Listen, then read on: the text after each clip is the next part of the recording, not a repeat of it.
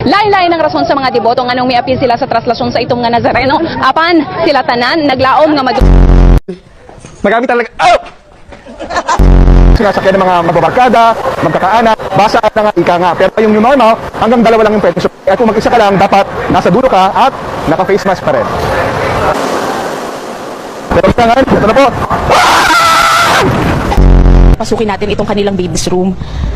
Dito raw makikita yung, ilan nga sa mga drawing ng kanilang baby, maging ang kanilang mga laruan! Mga laruan! Sa kasalukuyan po, ayon sa Pag-asa, wala po silang namomonitor na sama ng loob o sama ng loob. Huwag po kayong manahimik o magdalawang isip. Kung may alam kayong katiwalian o reklamo, ipaalam ninyo sa sumbungan ng hatlo ng sumbungan. Igan, pasado alas 8 ng tahimik na mag-disperse ang mga ralisa sa San Sebastian. Ngunit matapos ang ilang negosasyon, ito ay matapos na nag-disperse sila.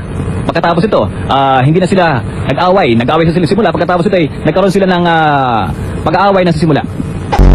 Mang Tani, so hanggang kailan ba tatagal itong mga pag-ulan natin? Matagal-tagal na rin, Mang Tani. May mga naninimaho na ng mga damit. Yes, Josie. Josie tuloy. Yung ating wind map, makikita natin yung tuloy-tuloy na paglakas ng hangin habagat.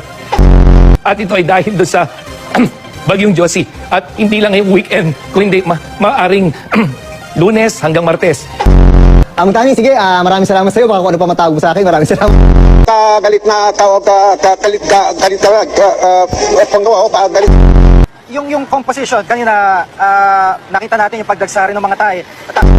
At nakakatuwa nga dito, Chi, kahit dito sa nakikita mo sa aking likuran, kahit hindi na nananawa yung mga tauhan ng simbahan dito, hindi sa physical distancing, yung mga tao na mismo ang tumatayo doon sa mga markings na nakalagay sa labas ng simbahan. At makikita natin na kahit nasa labas sila ng tindahan, nasa labas sila ng simbahan, ay makikita natin na hanggang sa ngayon, natutupad pa rin yung social distance.